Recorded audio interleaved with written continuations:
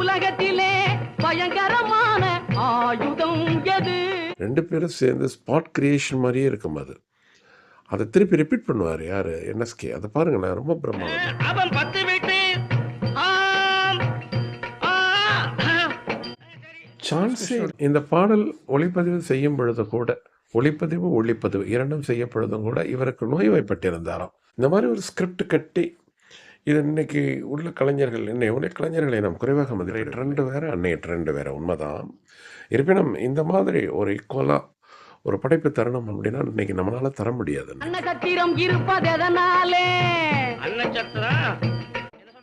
இந்த இடத்தில் அந்த என்எஸ்கே எப்படி ஒரு குதூகலப்படுத்துகிறார் பாருங்க. இன்னொரு 1000 வருஷம் ஆனாலும் கூட இந்த பாடல் அப்படியே நிற்கும் அப்படின்னு சொன்னால் நிச்சயமாக அது மிகையல்ல. நேயர்களே, அனைவருக்கும் வணக்கம். இன்னைக்கு நம்ம எடுத்துக்கிற பாடல், இந்த ரிவ்யூக்கு எடுத்துக்கிற பாடல் மிக முக்கியமான ஒரு பாடல். சக்கரவர்த்தி திருமகள் அப்படிங்கிற திரைப்படத்தில் எம்ஜிஆர், அஞ்சலி தேவி, PS Veerappa, Varalakshmi, NS Krishnan, TA மதுரம் நிறைய நட்சத்திரங்கள் நடித்த திரைப்படத்தில் இடம்பெற்ற ஒரு அற்புதமான பாடலை தான் நாம் இங்கே பார்க்க போகின்றோம். 13 பாடல்கள் இந்த திரைப்படத்தில். இதில் பியூட்டி என்னன்னு கேட்டிங்கன்னா, எல்லா பாடல்களுமே ஹிட். அதிலும் இந்த பாடல் மிக மிக புகழ்பெற்றது. இந்த பாடல் பதிவு செய்யப்படும் பொழுது நடந்த வினோதமான சம்பவங்கள். ஆக்சுவலாக இந்த பாடலை எழுதியது யார்? இந்த பாடல் காட்சியை ஒளிப்பதிவு செய்யும் பொழுது NS கிருஷ்ணன் செய்த சேஷ்டைகளை தாங்க முடியாமல் ஒட்டுமொத்த யூனிட்டுமே வயிறு குலுங்க சிரித்த கதை. NS கிருஷ்ணனின் அந்த டைமிங் சென்ஸ் நடிப்பை பார்த்துவிட்டு எம்ஜிஆர் வியந்த சம்பவம். முதலில் TM சௌந்தரராஜனைத்தான் இந்த பாடலை பாட வைக்க இருந்தார்களாம். சீர்காழி கோவிந்தராஜனை ஏன் பாட அழைத்தார்கள் போன்ற மிகவும் சுவையான சம்பவங்கள், செய்திகளை எல்லாம் இந்த வீடியோவில் நாம் காண்போம். நேயர்களை, முடிந்தவரை அதை இறுதி வரை பார்க்க முயற்சி செய்யவும். இந்த திரைப்படம் 1957 தான் வெளிவருகிறது. நீலகண்டன் தான் இந்த திரைப்படத்தை இயக்கியிருப்பார். திரைப்படத்தை தயாரித்தது உமா பிக்சர்ஸ். ALS நிறுவனம் தான் இந்த திரைப்படத்தை டிஸ்ட்ரிபியூட் செய்ததாம். மிகப்பெரிய லாபத்தை சம்பாதித்தது.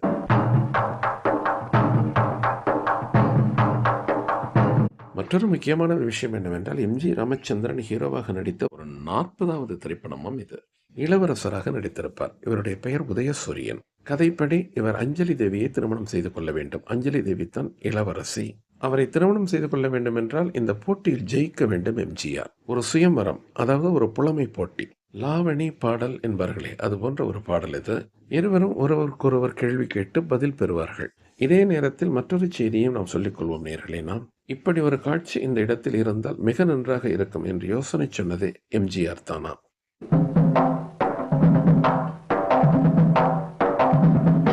எம்ஜிஆருடைய திரைப்படங்கள் எல்லாம் ஒரு சூப்பராக ஆனதற்கு மிக முக்கியமான காரணம் என்னவென்றால், எம்ஜிஆர் ஏதோ நடிக்க வந்தோம் போனோம் அப்படின்னு இருக்க மாட்டாராம். அந்த கதைக்களம் எப்படி இருக்கிறது, அதில் இன்னும் க்ளோரிஸ் என்னென்னலாம் பண்ணலாம் அப்படின்னு யோசனை சொல்வாராம். அது நன்றாக அமையுமா.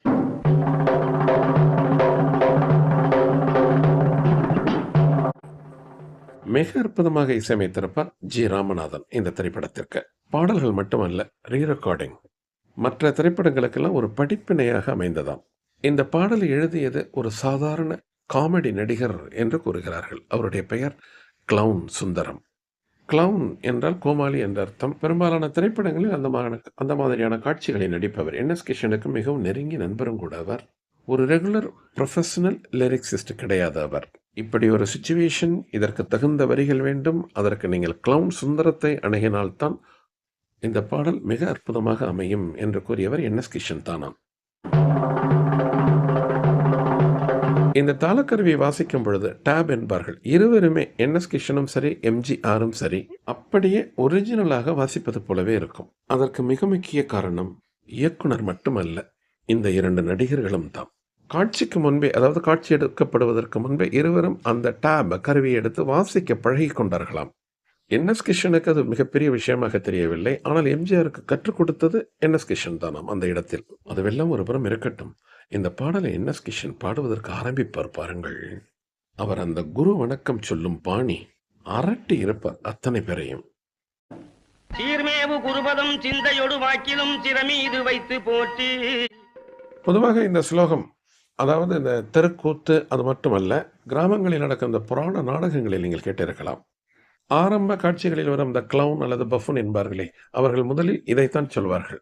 ஏனென்றால் இந்த பாடலை எழுதியதும் கிளவுன் சுந்தரம். இதற்கு அர்த்தம் என்னவென்றால் குரு வணக்கம், குருவின் பாதத்தை போற்றுகின்றோம், வணங்குகின்றோம் என்ற அர்த்தமும்.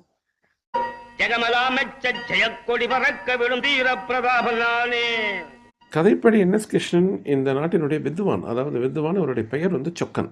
இவருடைய மனைவி டி ஏ மதுரம் சொக்கி என்ற பெயரில் இவருடன் உடன் நடித்திருப்பார். எங்க என்எஸ் கிருஷ்ணன் வீர பிரதாபன் அவர்தான் வெற்றி பெறுவார் என்று சொல்வதற்கு காரணமே ஆனால் நையாண்டியாக ஒரு பாசாங்காக அவர் புகழ்கிறார். யாரை? வில்லனை. வில்லன் யார் என்றால் பி எஸ் வீரப்பா. கதைப்படி பார்த்தால் எம்ஜிஆருக்கு நண்பர் என்எஸ் கிருஷ்ணன். எம்ஜிஆரினுடைய காதலுக்கு உறுதுணையாக இருந்து கடைசி வரை எம்ஜிஆருக்கு கை கொடுப்பார் கதைப்படி. எங்க ஒரு போட்டியாளராக இருந்து ஒரு எம்ஜிஆரை கேள்வி மேல் கேள்வி கேட்பது கூட ஒரு பாசாங்கு என்பது பிறகுதான் தெரிய வரும். ஆனாலும் இந்த கேள்விகள் கேட்கும் பொழுது விடமாட்டார் எம்ஜிஆரை.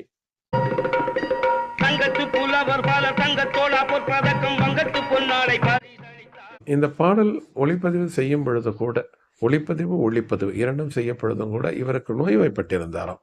என்எஸ்கே கல்லீரல் நோயால் பாதிக்கப்பட்ட உடல் அளவில் மிகவும் கஷ்டப்பட்டு கொண்டிருந்தாராம். பாதுகாப்பாக உங்களை நான் அழைத்து வந்து நான் ஷூட்டிங் முடிந்தவுடன் வீட்டில் உங்களை பத்திரமாக சேர்த்து வைப்போம் என்று பா நீலகண்டனும் மன்றாடியதனால் தான் என்எஸ் கிருஷ்ணன் இந்த திரைப்படத்தில் நடித்தாராம்.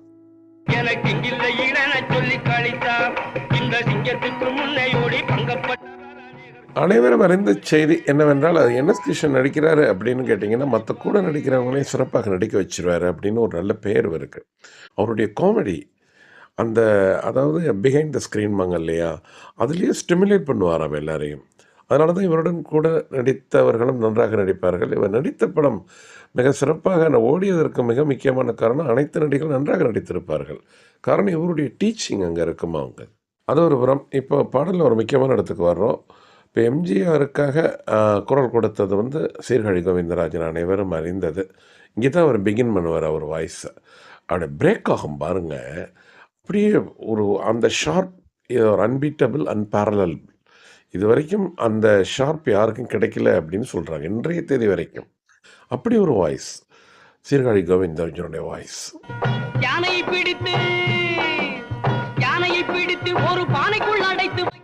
இந்த பிர்கா தான் சீர்காழி கோவிந்தராஜன் அவர்கள் அனைத்து பாடகர்களையும் சற்று பின்னுக்கு தள்ளியது. டி.எம். சௌந்தரராஜனுடைய அந்த வெங்கல குரலும் கூட சீர்காழியினுடைய இந்த பிர்காவுக்கு வந்து தலைகுனியம் என்பார்கள் அந்த காலத்தில்.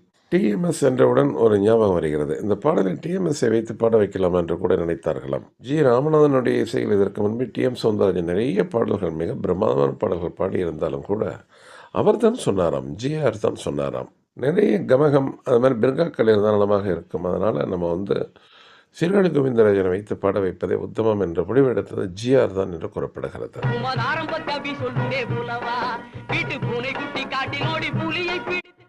சிவாஜி கணேசன், எம்ஜிஆர் இருவருக்குமே டிஎம்எஸ்னுடைய குரல் தான் ஃபிட் ஆகும் என்பது ஒரு செய்தி எப்பொழுது மிக பிரபலமானது என்றால் 1960க்கு பிறகுத்தான். அதற்கு முன்பு எம்ஜிஆருக்கு நிறைய பாடல்கள் பாடியிருக்கின்றார்கள். அதிலும் சீர்காழி கோவிந்தராஜனுடைய பாடல் நிறைய. இன்னாருக்கு இன்ன குரல் தான் ஃபிட் ஆகும், அவரை வைத்துத்தான் பாட வைக்க வேண்டும் என்கின்ற நிலையெல்லாம் அப்பொழுது ஒரு ஃப்ரீக்வெண்டாக இல்லை. அதிலும் எம்ஜிஆர் தான் ஹீரோவாக நடிக்கும் படங்களுக்கு எல்லா பாடகர்களுக்குமே வாய்ப்பு தரும்படி தான் பாடகர்களை அழைப்பார்கள். இப்பொழுது உள்ள நிலையை நம்ம அனுசரித்து பார்க்கும் பொழுது சீர்காழி கோவிந்தராஜனுடைய குரல் எம்ஜிஆருக்கு ஒத்து வராது என்பது இப்பொழுது தெரியலாம் நமக்கு. அப்பொழுது அப்படி தெரியவில்லை அவர்களுக்கு.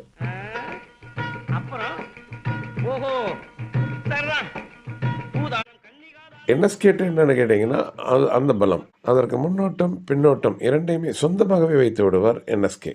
நேயர்களே, இன்றைய திரைப்படங்களிலும் கூட, அதாவது 90ஸுக்கு பிறகு வந்த திரைப்படங்களிலும் கூட ஒன்றை நீங்கள் கவனிக்கலாம். ஸ்கிரிப்டில் இல்லாத விஷயங்களையும் சேர்த்து பேசும் நடிகர்கள் பெரிதும் பாராட்டப்பட்டிருக்கின்றார்கள். உதாரணம் வடிவேலு. அதுபோல் 70 to 80ஸில் பார்த்தீங்கன்னா நாகேஷ் மற்றும் தங்கவேலு. அந்த சமகாலத்திலேயே கருணாநிதி, ராமச்சந்திரன் போன்ற காமெடி நடிகர்கள் இவங்கெல்லாம் என்ன செய்வாங்கன்னு கேட்டிங்கன்னா, அந்த என்ன ஸ்கிரிப்டோ அதை அப்படியே நேராக வந்து நான் நடிக்கிறேன் பேர் வழி அப்படின்ட்டு போகாமல் சொந்தமாக சில இதெல்லாம் அதில் சேர்ப்பாங்க, இன்புட்டு கொடுப்பாங்க அவங்க. அதில் என்ன ஒரு பிரச்சனை என்றால் எல்லா இயக்குநர்களும் அதை ஏற்றுக்கொள்ள மாட்டார்கள். குறிப்பாக பாலச்சந்தர், அவர் என்ன அவர் ஸ்கிரிப்ட் கொடுக்குறாரோ அதை மட்டும் தான் டைலாகில் பேசணும். அதை விட்டு ஒரு 2 வரிகள் கூட யாரும் கூடுதலாக பேசிவிடக்கூடாது என்பதில் கங்கணமாக இருப்பார் பாலச்சந்தர். ஆனால் அதில் கேபி வந்து எக்ஸெப்ஷன் கொடுத்தது கமல்ஹாசனுக்கு என்று பிற்காலத்தில் வந்த செய்திகள் உங்களுக்கு எல்லாருக்கும் தெரியும். சரி, இங்கே வரும். இதோட நான் எதற்கு சொல்கிறேன் என்றால், இவர் வந்து இந்த முதல்ல சொன்னார் பார்த்தீங்களா, ஆமாம் அப்படித்தான், ஓ சரிதான் என்கின்ற அந்த டைலாகெல்லாம் வந்து என்எஸ்கே சேர்த்து கொண்டது, பாடலில் இல்லை இது. That is why NSK was famed by all persons. இதற்கு மேலான தானம் இருந்தால் சொல்லுங்கள். ஏய்! திரைப்படத்தை இயக்கியது பா நீலகண்டன் என்பது அனைவருக்கும் தெரியும். இந்த கதை திரைக்கதை எழுதியது குமார் என்பவர் எழுதியிருப்பார். திரைக்கதை வசனம் எழுதியது யார் என்றால் அது இளங்கோ. பதில் சொல்றேன். எத்தனை தானம் தந்தாலும் எந்த லோகம் புகழ் தானத்தில் சிறந்தது என்ன தானம் அப்படின்னு கேட்குறாரு என்எஸ்கே. ஆனால் அவர் என்ன எய்மோட கேட்குறாரு என்எஸ்கே அப்படின்னு கேட்டிங்கன்னா, சரியான ஒரு இன்டலெக்சுவலாக பதில் சொல்கிறாரா, அப்பொழுது தான் இவன் சிறந்த மனிதன் என்று அந்த மன்னன் அந்த தன்னுடைய மகளை திருமணம் செய்து வைப்பார். இதான் மேட்ரு இங்கே இந்த இடத்துல. கரெக்டாக பதில் சொல்லுவார் எம்ஜிஆர் கதைப்படி. தானத்தில் சிறந்தது நிதானம் அப்படின்னு. அதுக்கு ஒரு அக்னாலஜ்மெண்ட் கொடுப்பாரு பாருங்க என்எஸ்கே. ரொம்ப சூப்பராக இருக்கும். அதுவும் கூட அந்த டைமிங் அதே நேரத்தில் அந்த ஸ்பாட்லேயே அவர் கிரியேட் பண்ணி அவர் சொன்னது பாருங்க. அவர் எப்படி சொல்கிறாரு பாருங்க பதில். சொல்லிட்டான். இரு, கோவிலை கட்டி வைப்பது எதனாலே? இதுக்கு பதில் சொல்ல முடியும். அப்படின்னா அடுத்த கொஷின், கோவிலை கட்டி வைப்பது எதனாலே? இது என்ன அந்த கான்வர்சேஷன் அப்படின்னு கேட்டிங்கன்னா, அதாவது ஒரு பகுத்தறிவு சம்பந்தமான விஷயங்களை சோதிக்கிறது. ரொம்ப புத்திசாலித்தனமான பதில் வேண்டும், அதே சமயத்தில் பகுத்தறிவுக்கு உட்பட்ட அந்த பதில் இருக்க வேண்டும். அப்படித்தான் நோக்கம், கேள்வி கேட்பவருடைய நோக்கம். எம்ஜிஆர் மிக அழகாக பதில் சொல்லுவார் அதுக்கு. எதனால் கோவில்லாம் கட்டினாங்க அந்த காலத்தில் அப்படிங்கிறதுக்கு. கோவிலை கட்டி வைப்பது எதனாலே? இப்ப வேலைக்கு பெருமை உண்டு அதனால். நிறைய ஆலயங்கள் எல்லாம் கட்டப்பட்டதற்கு மிக முக்கியமான காரணம், நிறைய பேருக்கு பணி கொடுக்கணும், வேலை கொடுக்கணுங்கிறது தான் ஃபர்ஸ்ட். பகுத்தறிவு விஷயத்தில் பார்க்கும்பொழுது அதுதான் ஃபர்ஸ்ட் பதில். அடுத்தது அங்கே அந்த கருவறையில் இறைவன் இருப்பான், இறைவன் அனைவருக்கும் அருள் கொடுப்பான்ங்கிறது அடுத்த செகண்ட்லேயே. அது இது கூட எல்லோருக்கும் தெரிந்த கேள்வி, தெரிந்த பதில். அடுத்து ஒரு கொஷின் ஒன்று ரைஸ் பண்ணுவார் பாருங்கள் எம்ஜிஆர் சைட்லேருந்து. என்எஸ்கேட்ட கேட்பார். மிக அற்புதமான கேள்வி அது. அந்த கேள்விக்கு என்எஸ்கே சொல்கிற பதில் அதை விட அசாத்தியமானதா, மிக அருமையான பதில் அது. அன்னசத்திரம் இருப்பது எதனாலே? அன்னசத்திரம் இந்த இடத்தில் அந்த என்எஸ்கே எப்படி ஒரு குதூகலப்படுத்துகிறார் பாருங்க பாட்டை. ஒரு பாட்டை ஒரு கொஷின் கேட்டார், பதில் சொல்லிடலாம். அடுத்து அப்படி தான் இருக்கும் சீர். அதில் இடையில் ஒரு டைலாக் மாதிரி வச்சுருக்காரு பாருங்க என்எஸ்கே.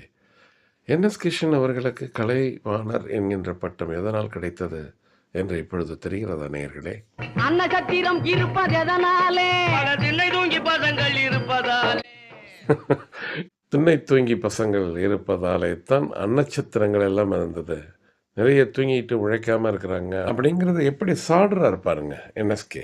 பாடலில், நகைச்சுவையாக, சினிமாவில், அதில் துணிச்சலாக, மிக அற்புதம். இதை விட சூப்பர் என்னன்னு கேட்டிங்கன்னா, எம்ஜிஆர் அடுத்த கொஷின் கேட்பார் என்எஸ்கேட்ட. அது பிரம்மாதமான கேள்வி, அதுக்கு பிரம்மாதமான பதில் சொல்லுவார் என்எஸ்கே. பரதேசியாய் திரிவதனாலே. இந்த இடத்தில் அப்படி ஒரு அருமையான கேள்வி. என்எஸ்கே சற்றும் எதிர்பார்க்கவில்லை இந்த கேள்வி அப்படிங்கிற மாதிரி சுச்சுவேஷன் கொண்டு போவாங்க. அது ஒரு பக்கம். சீர்காழி கோவிந்தராஜனுடைய குரல் கவனித்திருப்பீர்கள். அதாவது என்ன சொல்லுவாங்க சீர்காழியினுடைய குரலை பற்றி, இன்ஸ்ட்ருமெண்ட்ஸை விட ரொம்ப அதிகமாக குரலில் கமகம் காமிப்பவர். அந்த இன்ஸ்ட்ருமெண்ட்ஸில் கூட அவ்வளோ ஸ்பீடாக அவ்வளோ பிறகாக்கள் காமிக்க முடியாது.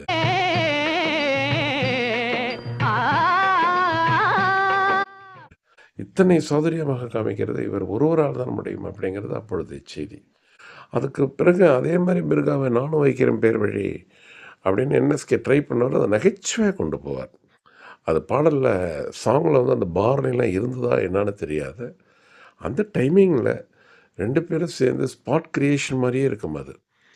அதை திருப்பி ரிப்பீட் பண்ணுவார் யார் என்எஸ்கே. அதை பாருங்களேன், ரொம்ப பிரமாதமாக இருக்கும்.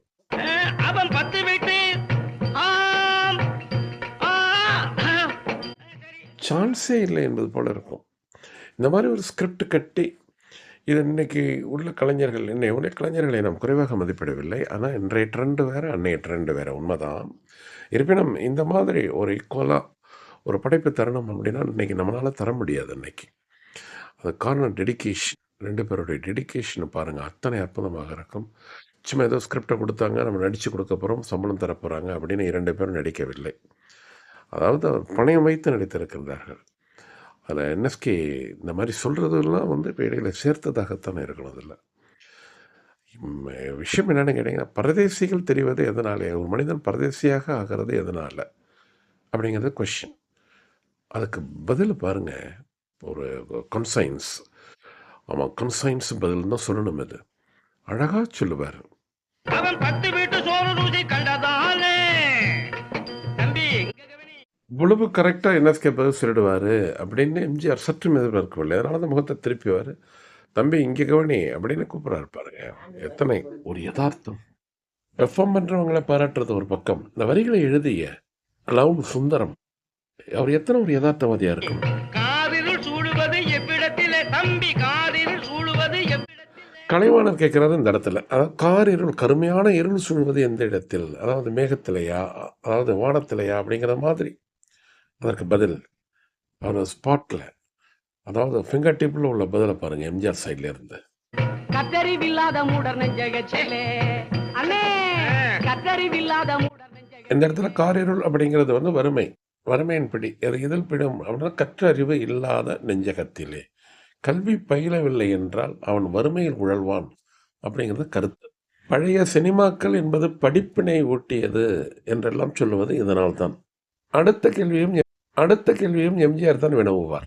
அதாவது இளவரசன் உதயசூரியன் தான் அந்த சொக்கன் அப்படிங்கிற பாத்திரத்திட்ட கேட்கிறாரு, என்எஸ்கே கேட்கிறாரு பாருங்க. மிக அருமையான ஒரு கேள்வி. புகையும் நெருப்பில்லாமல் எரிவதது. அப்படி ஒரு பொடி வைத்து ஒரு கேள்வி கேட்ட உடனே, எம்ஜிஆர் கேட்ட உடனே என்எஸ்கே திணறுவார் பாருங்க. அது திணறதுன்னா அதை ஃபில்லர், அந்த காட்சியை வந்து ஒரு தூய்மைப்படுத்துவார். அவர் எவ்வளோ அழகாக அதை சொல்கிறாரு பாருங்க.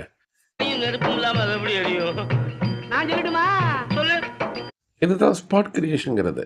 அவர் ஒரு டைம் எடுத்துக்கிறது, என்எஸ்கே டைம் எடுத்துக்கிறது, திருப்பி நான் சொல்லட்டுமா அப்படின்னு கேட்குறது.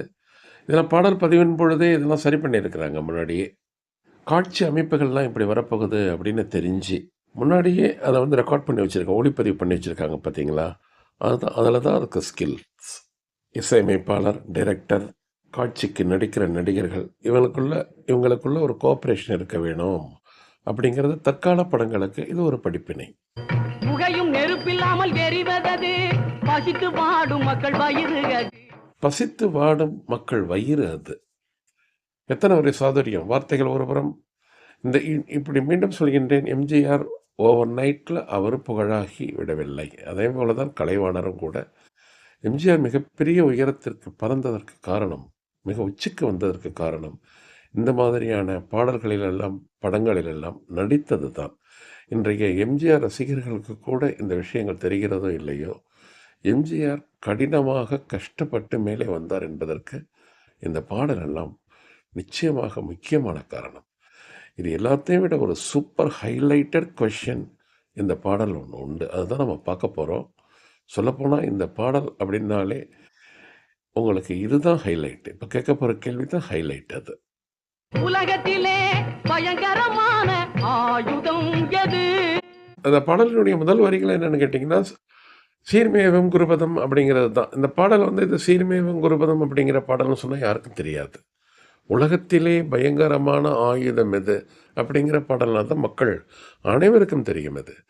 ஏன்னா சில வேர்டு மட்டும் அப்படி இம்ப்ரெஸ் ஆகிடும் அப்படியே.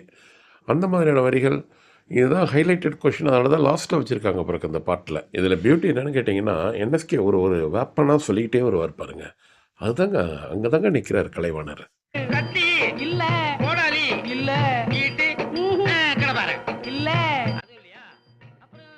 எத்தனை ஒரு அழகு. அதற்கிட்ட கத்தி, கடற்பாறை, கோடாரி எல்லாம் சொல்லிவிட்டு அந்த கடைசி ஏதோ ஒரு வார்த்தை சொல்கிறாருல்ல என்எஸ்கே, அதை என்னென்னு மட்டும் நீங்கள் கமெண்ட் பாக்ஸில் சொல்லுங்களேன். ஏன்னா அவ்வளோ தெளிவாக யாருக்குமே தெரியாது அது என்ன ஆயுதம். அது ஆயுதம் இல்லையே அப்படிங்கிறார் ஏதோ ஒரு பொருளை சொல்லிவிட்டு. அதை கமெண்ட் பாக்ஸில் நேயர்கள் குறிப்பிட வேண்டும். மறவாது நீங்கள் செய்வீர்கள் என்று நம்புகிறேன். அது இருக்கட்டும். அதற்கான விடை, அந்த விடையை வந்து யார் சொல்லுவார்? கேள்வி கேட்டவர் எம்ஜிஆரே அதற்கான விடையை சொல்லுவார். என்ன விடை? அது பயங்கரமான ஆயுதம் உலகத்திலே எதுவென்றால்,